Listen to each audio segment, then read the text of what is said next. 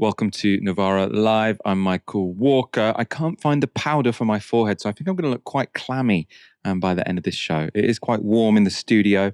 Dalia, Gebrial, you'll be joining me throughout the evening. How are you holding up? Cool enough where you are? Listen, I mean, it's hot in here, but I won't be taking off all my clothes because that would be a workplace violation. But the minute this is over, I'm jumping straight into a cold bath. I felt like that was kind of like a backhanded warning in a way. I'm also not going to take my clothes off, don't worry. Make sure you let us know what you think about tonight's stories. You can tweet on the hashtag Novara Live. What are we talking about? I hear you ask, I hear you cry. Well, the Tories are trying to force mentally ill people to work from home. So this is basically the war on the disabled 2.0. Wes Streeting is picked up on Labour's refusal to commit to anything concrete, in part on the issue of concrete. And 1 year on from the Liz Truss disaster, former Chancellor Kwasi Kwarteng sat down for an awkward interview with Piers Morgan. Stay tuned for all of that. The first Prime Minister's questions after the long summer recess took place today. And topping the agenda was the ongoing schools crisis, with 156 schools found to be at risk of collapse, or part of them at risk of collapse because of dodgy concrete. This was Keir Starmer's challenge to Sunak. This crisis is the inevitable result of 13 years of cutting corners, botched jobs, sticking plaster politics.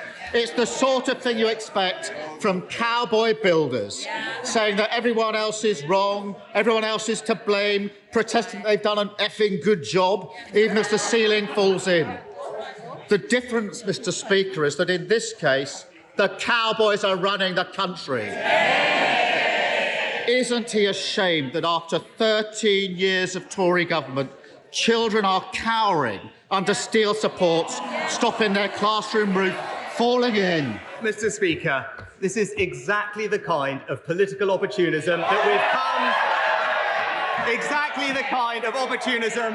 we've come to expect from Captain Hindsight over here. Before today, he never once raised this issue with me in Parliament. It wasn't even worthy of a single mention in his so-called landmark speech on education this summer.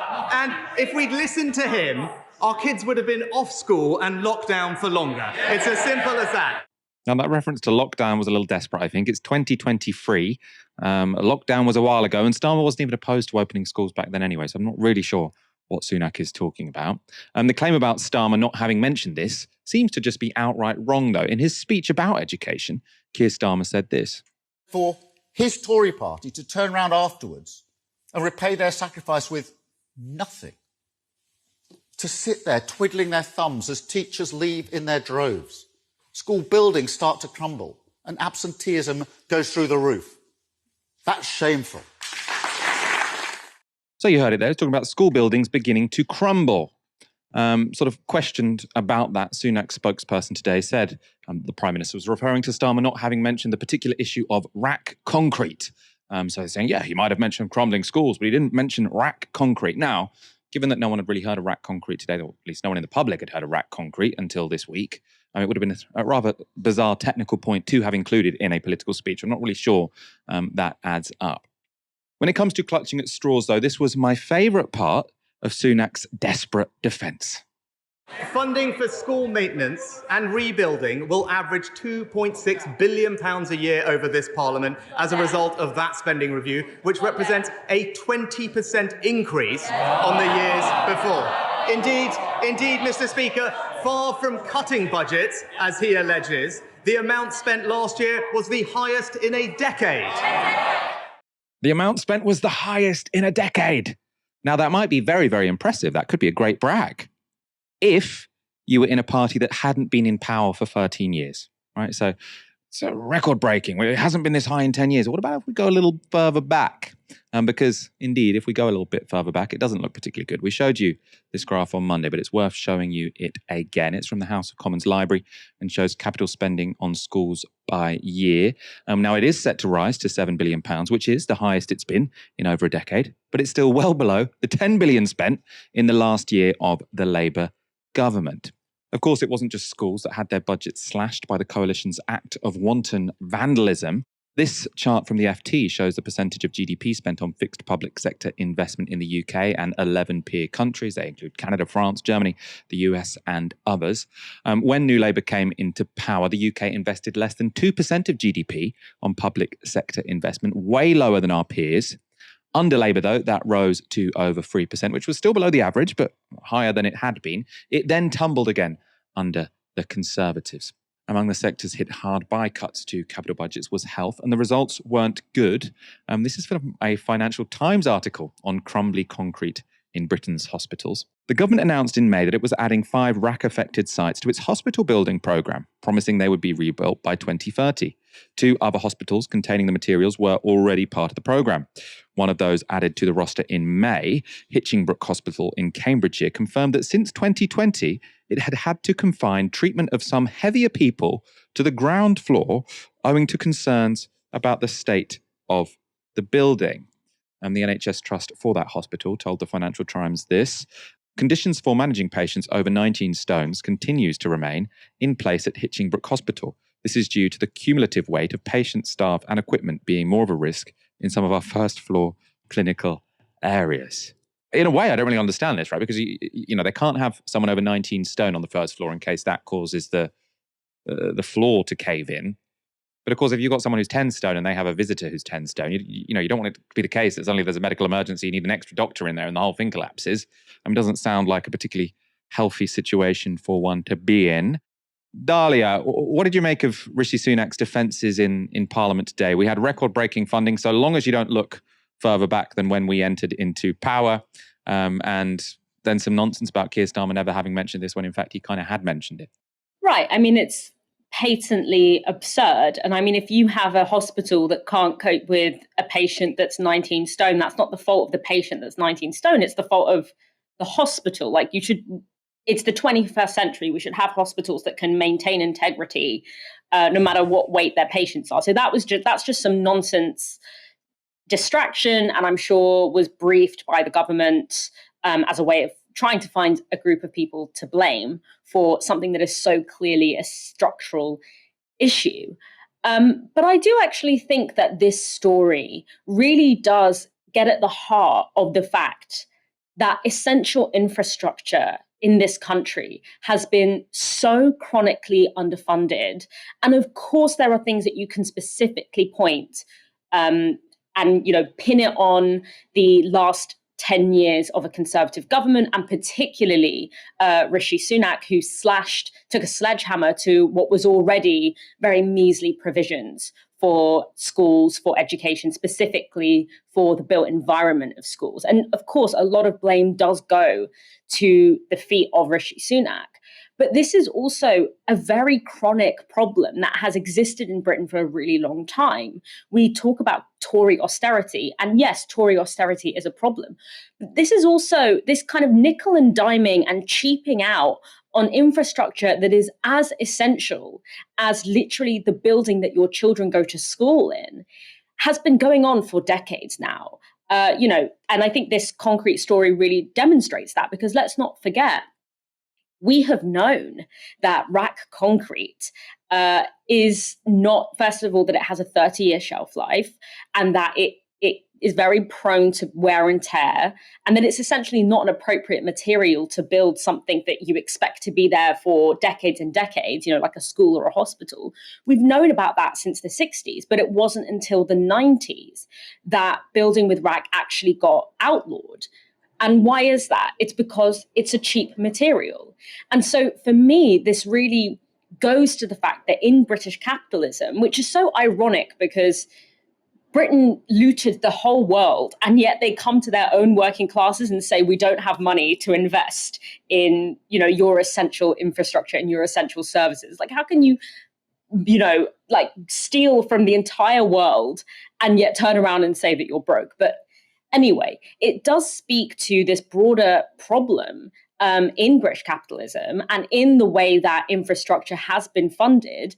And it is kind of specific to Britain because we always have been spending less on things like education per pupil than the rest of Europe.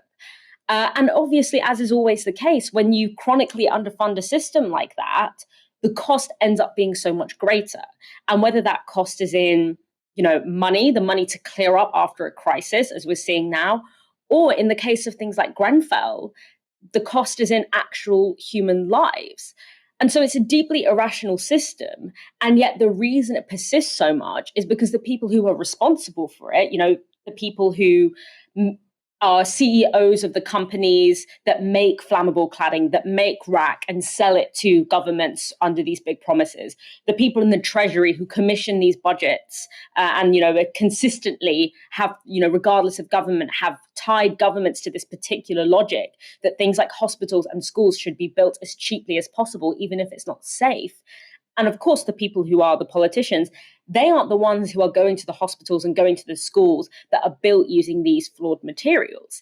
It's your kids, it's our kids, it's people like you, it's people like me who end up having to be in these buildings that are literally falling on people's heads. And so to me, I think obviously it's very important to look at the particular liability that this government has for slashing funding into things like school buildings. But actually, this has been a pretty consistent feature of capitalism, of the economy in this country over the past 6 or 7 decades.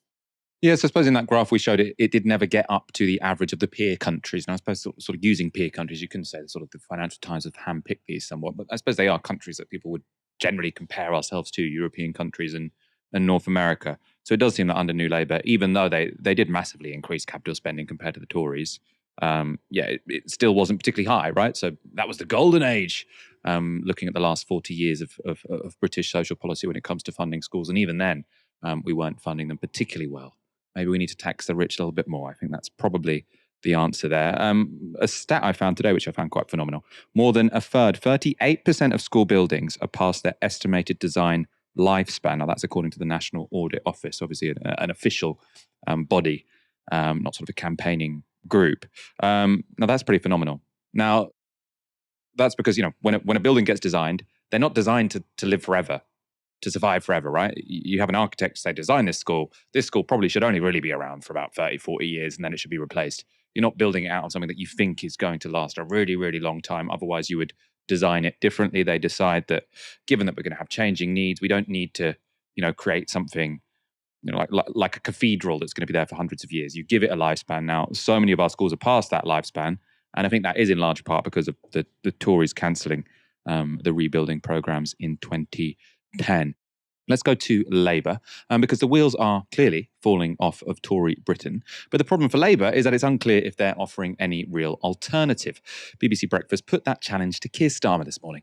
The Institute for Fiscal Studies has looked at your plans, and they're saying that really, in terms of what you've said, you're not going to put up income tax. You're talking about being very responsible and disciplined with spending. And they're saying that means effectively that spending's going to be frozen. So people here who are worried about schools or sewers or the roads will potentially look at Labour and say, OK, you talk up all these things, but things aren't really going to be very different under a Labour government because you can't afford to make the change.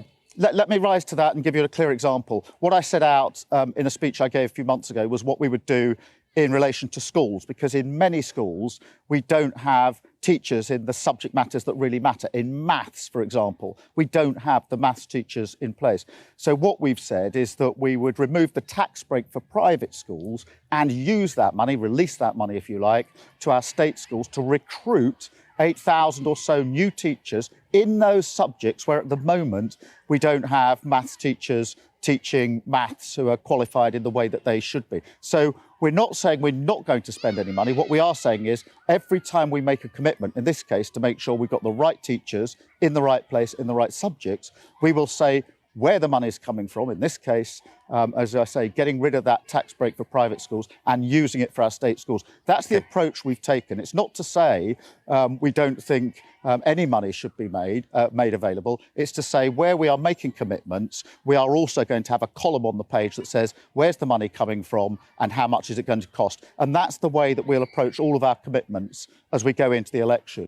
That was Keir Starmer at a school affected by the RAAC crisis. Obviously not the whole school being shut down because you could hear the kids in the background, but parts of it had struggled Now, on the face of it, that sounds reasonable enough, doesn't it? Labour will offer to spend more on the public realm, but it will only do so once it's specified how they'll pay for it. So what taxes will pay for it, just as they have done when it comes to maths teachers and this tax on private schools, or at least removing the tax break on private schools. There is a problem, though, with that, because it might sound reasonable until you realise that Rachel Reeves has already ruled out higher levies on property, capital gains, and top earners. Starmer himself has ruled out raising the basic rate of income tax. So where will the money come from to invest in public services? Right? He's saying we're going to improve them, we're going to make sure they're paid for, fine, but also we're going to rule out any tax rises. How does that work? Well, that's where Starmer resorts to magical thinking. What do you say to our viewers watching this morning who think they want more spending, they want the public services boosted, they want things fixed, and they're not convinced that you're prepared to give that money to public services, that you're so determined to prove that you're responsible and prudent that you're not prepared to invest? Well, let me say this. What you will get with an incoming Labour government is a mission-driven government. That means a clear sense of what we're going to achieve over 5 years. None of this short-term sticking plaster, not fixing the fundamentals. But how do you fix it without spending money? Fundamentals.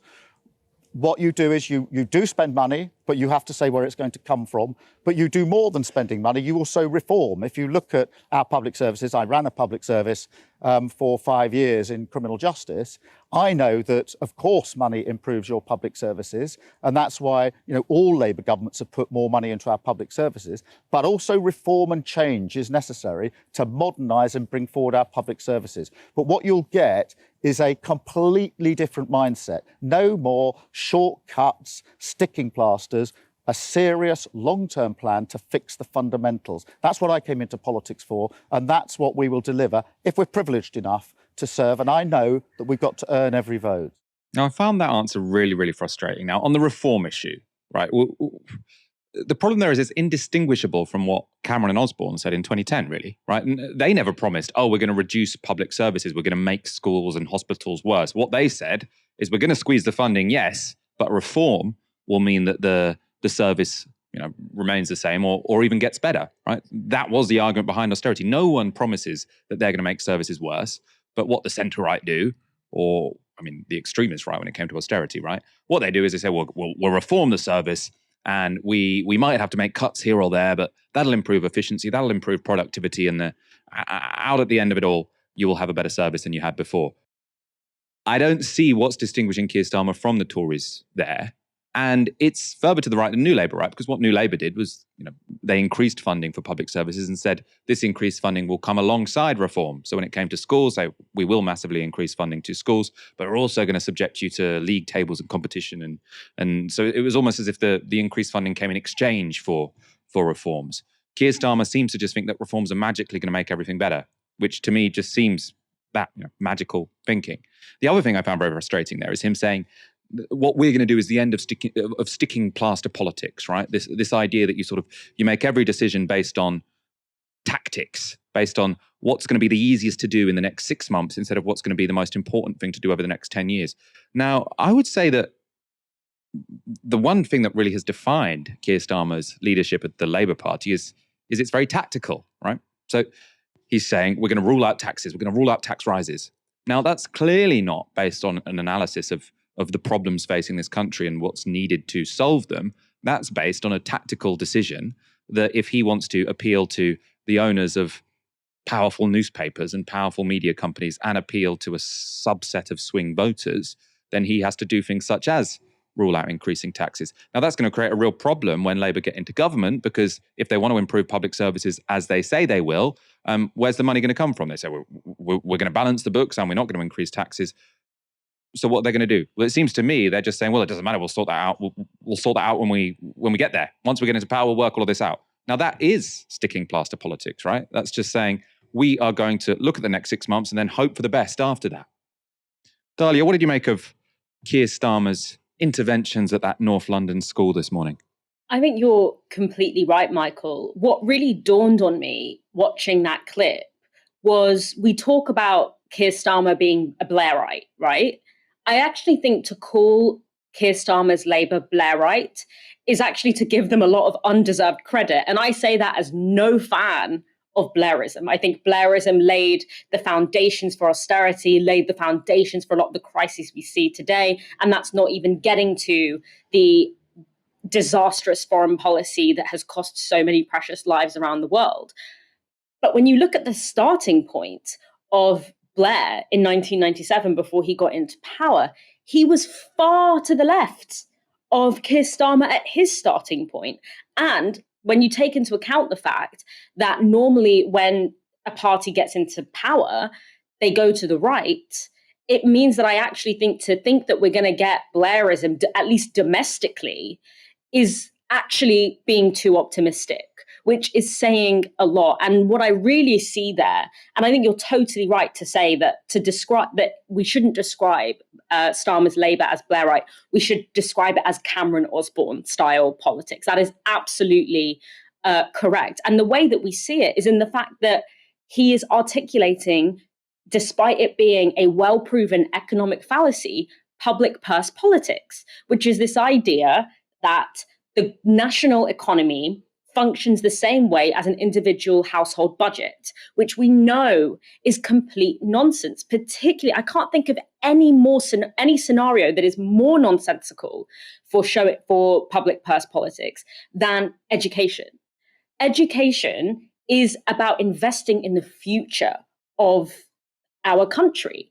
It's the exact kind of it's the exact kind of example to demonstrate that borrowing money, that investing money, and not penny pinching is actually what is necessary for a healthy economy and for an economy that socially and financially makes great returns. And so this internalization of the terms of debate that Cameron and Osborne set, and to actually say, I'm going to out Cameron and Osborne, really shows how far away, even from Blairism, we've come. I suppose Keir Starmer will say, well, Tony Blair also said he wasn't going to raise taxes and was going to keep to Tory spending plans to some degree. I mean, the difference there was that we had very high growth. So it was relatively easy to at least pump some money towards public services while not increasing taxes. At the moment, we don't. And of course, Blair and Brown ultimately did raise, they should have raised taxes a lot more than they did, but they did raise them somewhat. I suppose what I find very bizarre watching sort of Keir Starmer and Labour and all of these things is that they do seem to have a critique of austerity, right? They're saying what you did was made this very short-term decision whereby you cut funding for capital improvements, and what that has done is increase costs in the long term.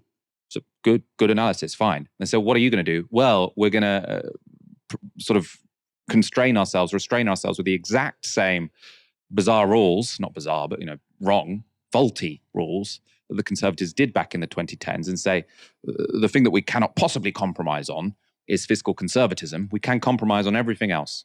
Now, what's that going to do? In the long term, it will increase costs.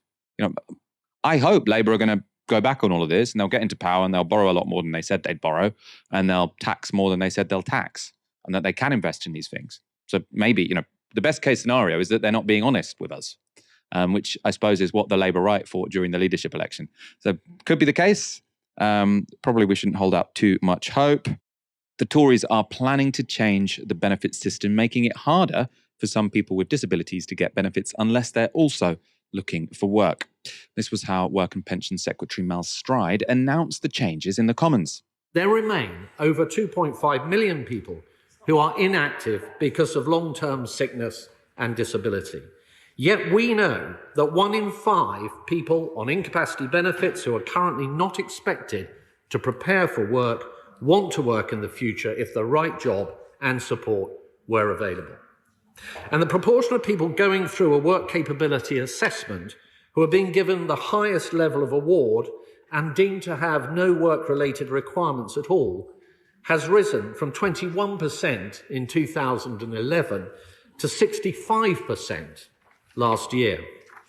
Madam Deputy Speaker, this situation is excluding significant numbers of people from receiving employment support to help them move closer to work opportunities. It is holding back the labour market and the economy, but perhaps most important of all, it is holding back human potential. And I want to ensure that everybody who can benefits from all the opportunities that work brings, not just the financial security, but all the physical and mental health benefits too. So Stride wants to push through changes to the work capability assessment. Now, that's the test that determines the level of benefits someone with a long-term illness or disability may receive. The FT reports this. The government argues that a post-coronavirus pandemic embrace of remote working and other forms of workplace flexibility means that many people who would previously have been able to hold down a job could now work from home or for an employer who accommodated their needs. Under the proposals published for consultation, people who struggled with mobility, social engagement, or bowel and bladder control could in future be expected to look for work. Stride also wants to make it harder for those at risk of suicide or physical harm to claim incapacity benefits. Now, the so-called safety net rules exempt people from work search requirements if there is, quote, substantial risk to mental or physical health. Now, Stride wants to get rid of that. Now, of course, he's not saying this is to punish people who are suffering from mental health problems or punish the disabled. He's saying, this is doing them a favor. This will help them, potentially even help them improve their mental health if it gets them back into work. He says they'll be better served by returning to work. But of course, we have heard this all before. Between 2011 and 2015, the Cameron government oversaw large-scale cuts to the welfare payments for the sick and disabled. Here's how Cameron described people on benefits in 2012. They came to the House of Commons and said they were going to back a welfare cap, but when it came to the crunch, they opposed a welfare cap. And he's absolutely right. It shows who is on the side of those who work hard, who want to do the best for their families and for their country and for their community, and who thinks that actually you should be better off on benefits. We back the workers, they back the shirkers.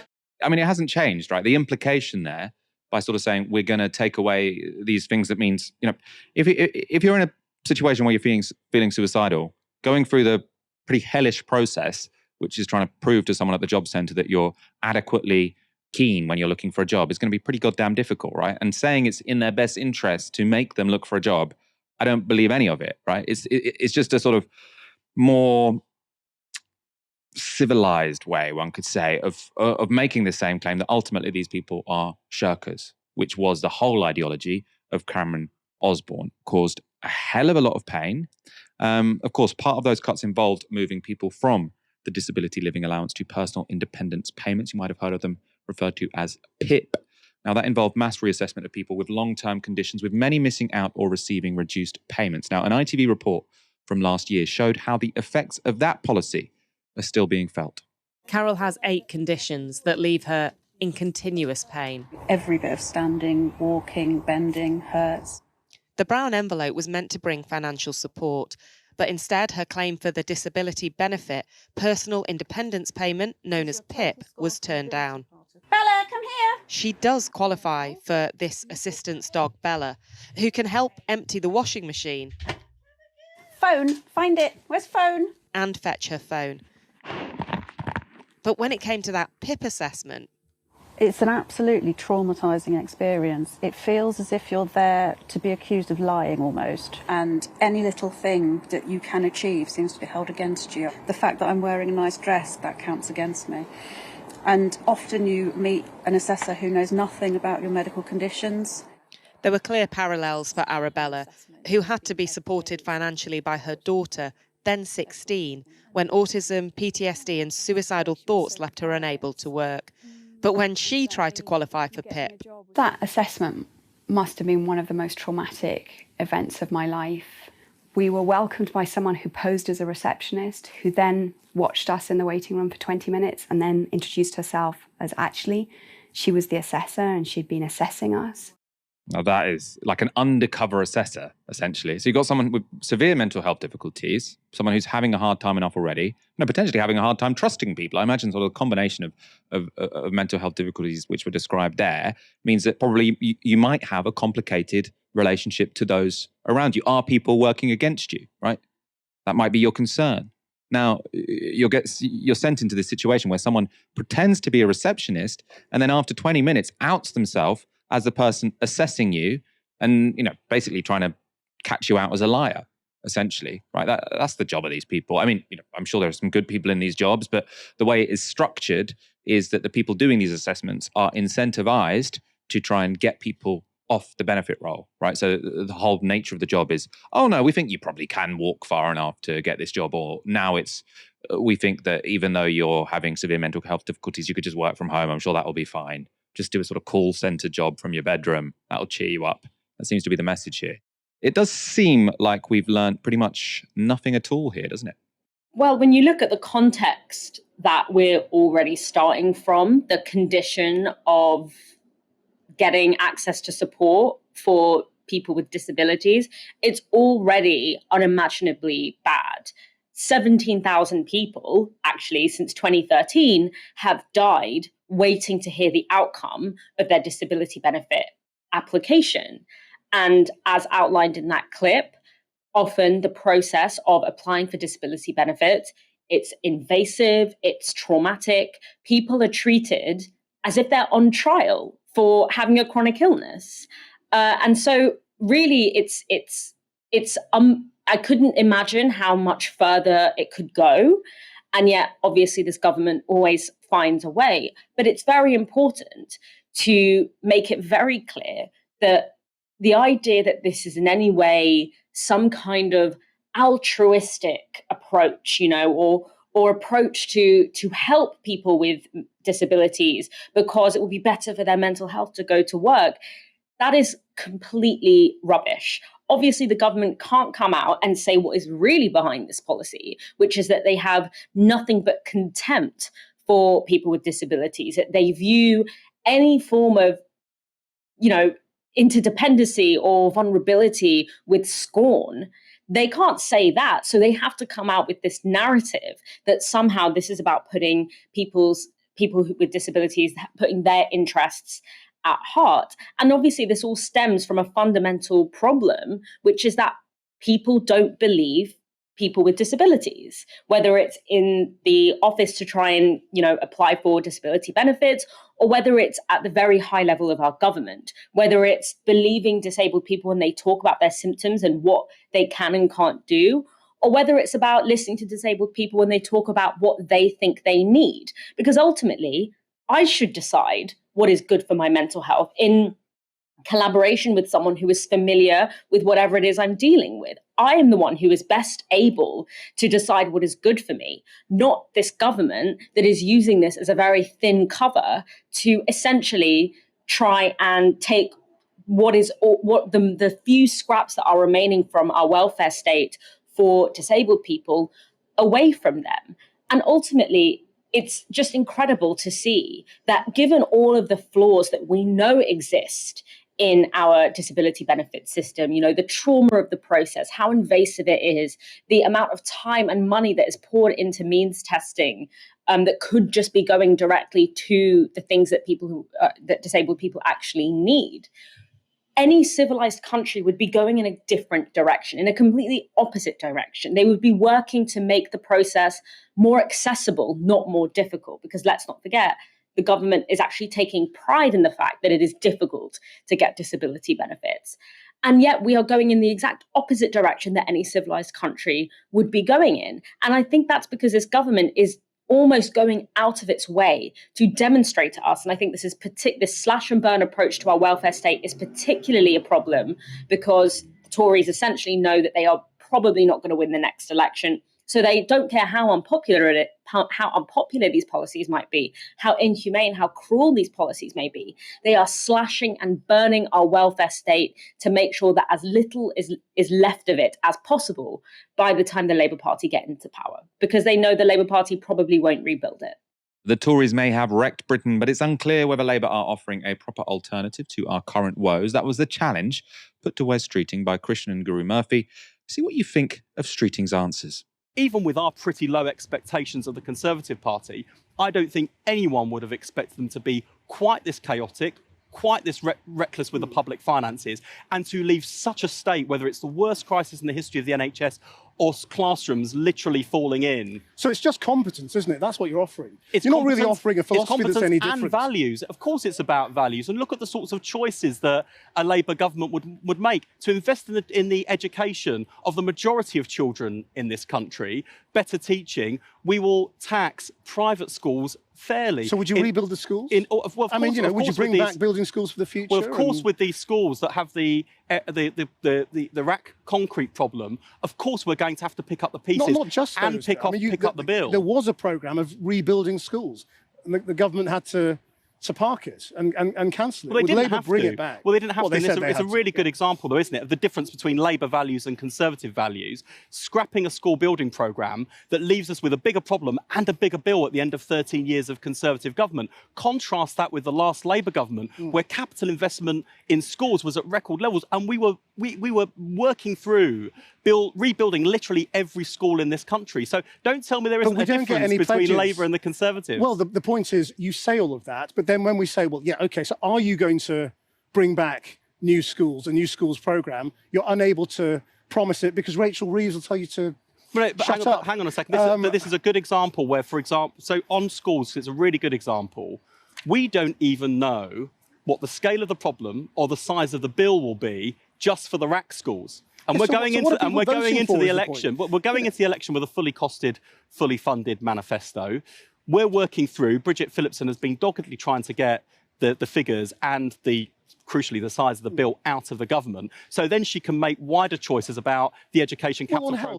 Lots of points that we've heard from Labour frontbenchers for a while now. I think one thing that really frustrated me here, and it's something which we have heard from many Labour frontbenchers recently, is this idea that they can't commit to anything. They can't commit to a school rebuilding programme because they don't yet know the cost.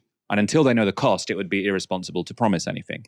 Now, again, that could be a reasonable thing to say if you were consistent, right? So it would also be consistent if when Labour are asked, will you increase taxes on the rich? They say, well, we don't know quite how much fixing we need to do of Britain's schools. We don't know how many hospitals need to be rebuilt. It would be incredibly irresponsible of us to rule out tax rises on the wealthy, precisely the people who could afford to fix these things.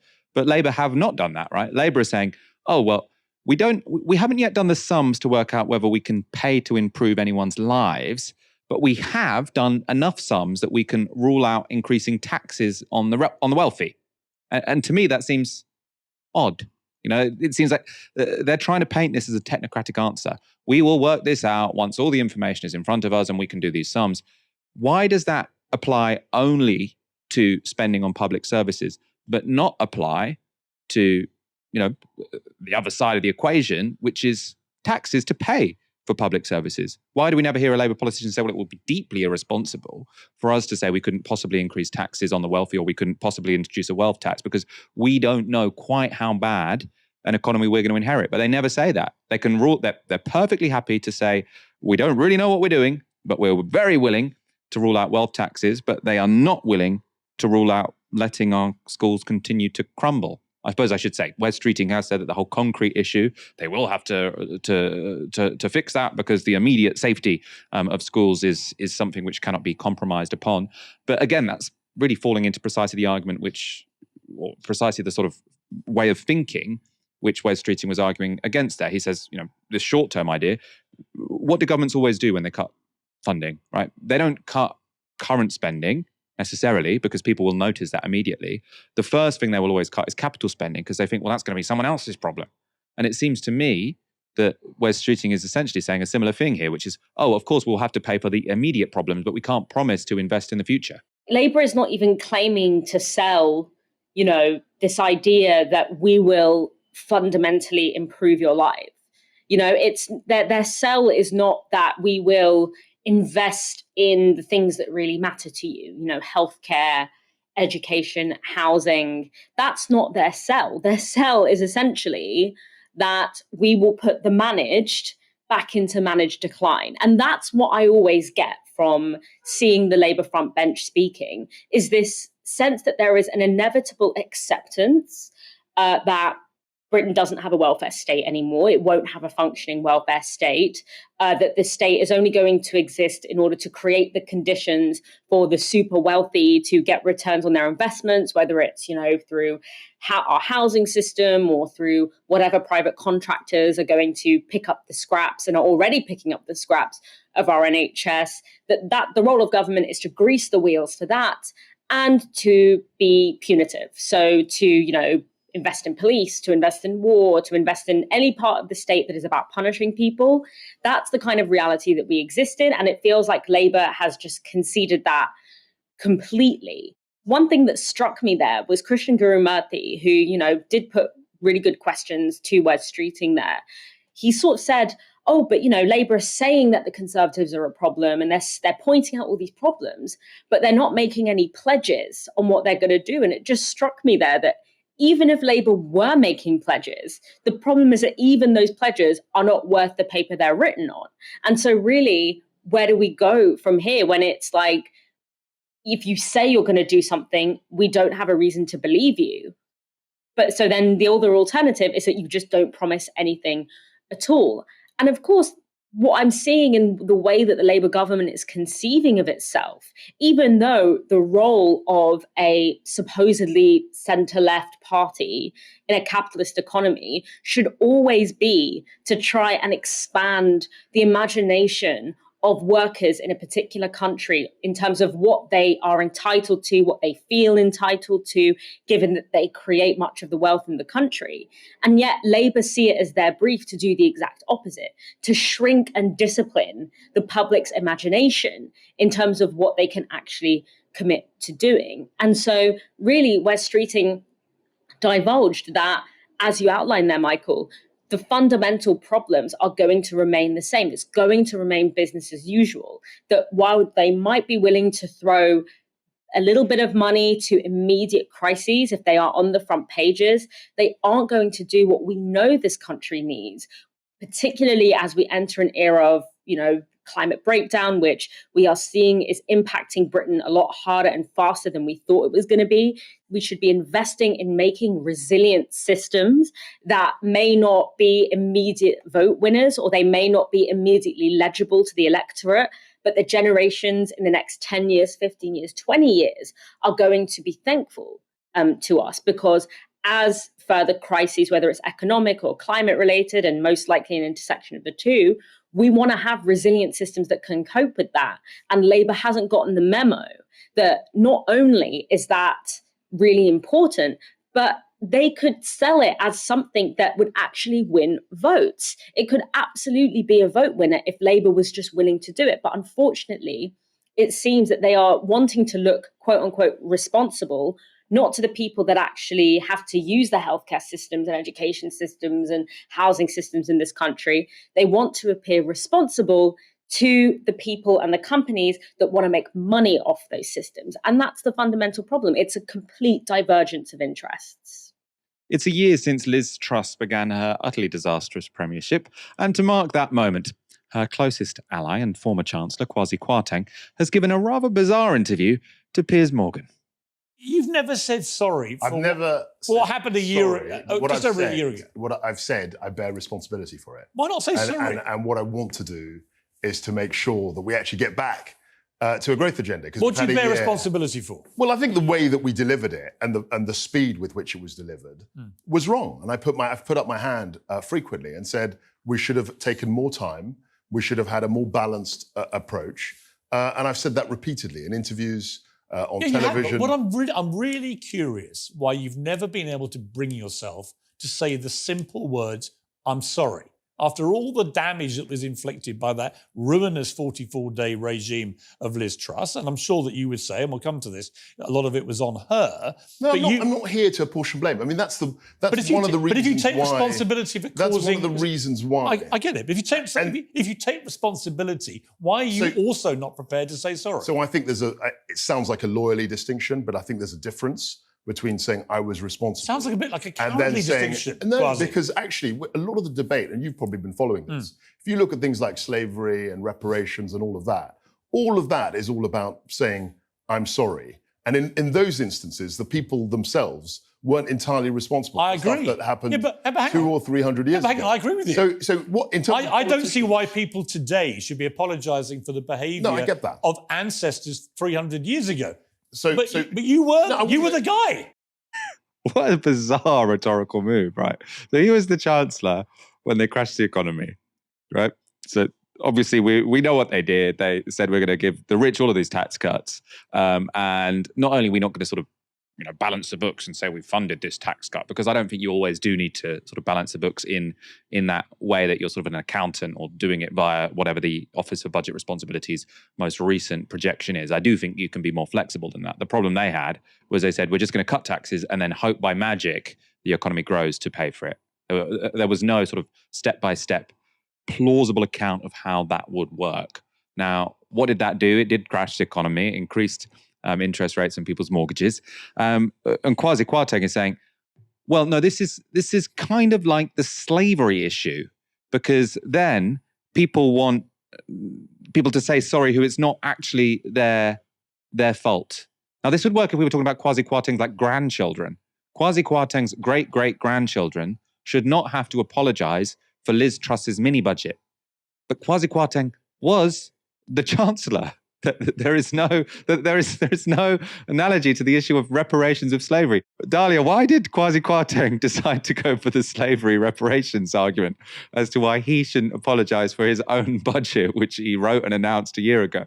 I mean, because he did what every Tory does when they find themselves boxed into a corner, which is to reach for the nearest so-called culture war issue they can find. Crucially, Kwasi Kwarteng is wrong about what reparations is. And that's actually what really pissed me off. Reparations isn't about white guilt. It's not about getting apologies or sorries from individual white people. White guilt is actually useless. It has no meaning. It's uninteresting. It's boring. It's not what we're interested in. Reparations is about understanding that humans and resources was stolen on a systematic scale in a way that has created economic inequalities, not only between people, but between countries that have not only still remain today, but are only getting bigger and bigger and bigger.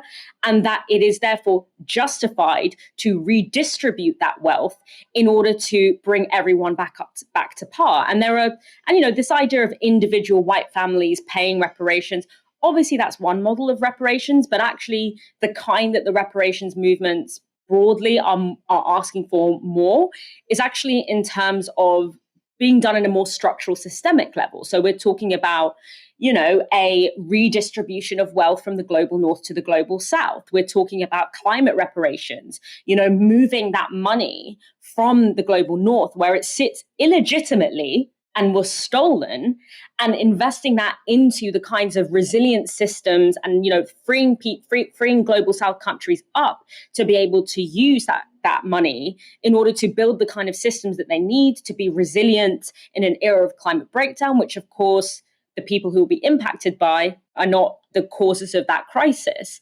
And so even the reparations metaphor, as he says it, is completely wrong, because it's not about saying sorry. Your sorry is useless. Your sorry isn't going to pay my rent or put food on my table or do any of that nonsense. If we're talking about, colonialism in my case, but also chattel slavery. But yeah, I mean, Kwasi Kwarteng didn't bring up that specific point in order to make a coherent argument. He brought up that point because he wanted to say a trigger word that was going to pull the TalkTV audience or the Piers Morgan watchers to his side, which is, hey, isn't it crazy that Black people are asking for reparations? Let's talk about that, because I would rather talk about that, which I know will get your audience frothing at the mouth, than actually talk about the very recent history that I have in screwing up this country's economy. But I actually have a weirdly unexpected, not defense, but kind of caveat to Kwasi Kwarteng's point that he shouldn't take sole responsibility or solely apologize for what happened under the Liz Truss government. Because actually, that budget was not just a product of Kwasi Kwarteng and Liz Truss. It was a product of a whole ecosystem, more concretely fronted by the Institute of Economic Affairs, but a whole range of institutions that have kind of gotten off scot-free for, heavily lobbying and pushing someone like a Kwasi Kwarteng or a Liz Truss, who are gullible enough to take it, to create such a crisis in this country. So they really should be getting as much, if not more, smoke than Kwasi Kwarteng and Liz Truss. And because they're kind of faceless, whilst Kwasi Kwarteng is getting asked questions, the IEA is still being taken seriously as an actual legitimate economic think tank. Let's take a look at Kwasi Kwarteng expanding on why he shouldn't be held responsible. I was not the sole agent of what happened. Okay? What I can't get my head around. Why are you so desperate? And what I'm trying to say. Why are you so desperate not to apologise? Because what will happen is if I say, oh, you know, I'm sorry. Well, then Gillian's got to say, everyone's got to apologise for everything. Never mind anybody else. No, that's important. And I just think that it's very easy to get politicians who are ultimately responsible for things to try and say, okay, I'm sorry. When politicians screw up badly and it impacts on millions of people's lives, I think that it is incumbent on them not only to take responsibility, but to apologise. So I've taken responsibility. I accept that the implementation. But you're not sorry. I still think the strategy was the right. But you're not sorry for the implementation. And I think we'll come. But you're not sorry for the implementation. And I think we'll come round to. Do you not find it a bit ridiculous? No, I don't. Because look, we're playing a game here. We're not playing a game. It's not a game to the millions of people. It's not a game to the people whose lives were affected. I was saying that I was completely responsible. Not completely responsible, but I was involved in those decisions. I was saying that I was completely responsible. No, I wasn't completely responsible. You know, there's a lot of strange things going on with Kwasi Kwarteng's arguments in this interview. But I think the idea that unless you are the sole person who is responsible for something, you should not apologize is also quite a strange notion, right? I'm not going to apologize for anything unless I did it entirely on my own. So if you're sort of part of a gang which robs a bank, you say, well, I'm not going to say sorry because it wasn't just me that robbed the bank. Well, maybe all three of you should say sorry, right? If you're a gang of three and you rob a bank and you say, well, do you want to say, you know, you stand up in court, do you want to apologize for robbing the bank? You caused a lot of trauma to the staff there, to the attendants, you know, to the tellers. And then you say, well, I'm not going to apologize. Make the other guy apologize. Make my gang member over there apologize. The judge is not going to look well on that. The judge is going to say, well, if you were part of the whole robbery conspiracy, you should probably say sorry. You can't just say, well, don't look at me, look at the other guys, right? Also, he wasn't just any old member of the gang that crashed the economy. He was the chancellor, right? It's other than the prime minister, it's the most important job when it comes to determining the economic strategy. It was him who stood up and delivered the mini budget. And now he's saying, well, I know I read out the mini budget and I know I was responsible for the mini budget, but there was some civil servants involved and there was some other ministers involved. Why do you want me to apologize? I'm only in part responsible, so I'm definitely not going to say sorry. Like, you are a very small child, it seems. You know, this is a moral lesson that I feel like one should have to teach like a 5-year-old, not a former chancellor. In his defense, Kwasi Kwarteng did push back successfully on at least one point. Were you the shortest living chancellor in history? Well, actually, Ian McLeod was, but that's a different... All right, so you're the second shortest living chancellor. Hang on. Okay. Shortest living chancellor in history. She was one of the shortest shortest prime minister. 44 days of mayhem, right? She couldn't even outlast a lettuce. Now, Kwasi Kwarteng is absolutely right. Liz Truss was the shortest serving prime minister, but he was only the second shortest serving chancellor. So in a way, he did better than Liz Truss. What he didn't mention is that the reason the other guy's tenure ended after just 30 days is because he died of a sudden heart attack in office. So it's Kwasi Kwarteng, no, I wasn't the shortest serving chancellor. I was the second shortest serving chancellor. Well, what happened to the other one? He didn't do a disastrous mini budget. He died. It was a surprise heart attack in 1970. Dalia, if your only claim to success is that you lasted longer in the position of chancellor than the guy who died of a sudden heart attack, I mean, what does that say about your record? I mean, I guess it's what helps him go to sleep at night. I guess it's when your other person didn't outlast the lettuce, the fact that you outlasted a human being, probably feels like a pretty good badge for you. But, I mean, where is the politics of personal responsibility, Kwasi? What about, pulling yourself up by the bootstraps and taking responsibility for your actions? Or is that just reserved for, people with disabilities trying to get some benefits so that they can, live a dignified life? Very entertaining. You might have crashed the economy, but he's still giving us fantastic content to show on this program. Because if we're looking for examples of elites who are out of touch and completely away with the fairies, Kwasi Kwarteng and Liz Truss, they cannot be beaten.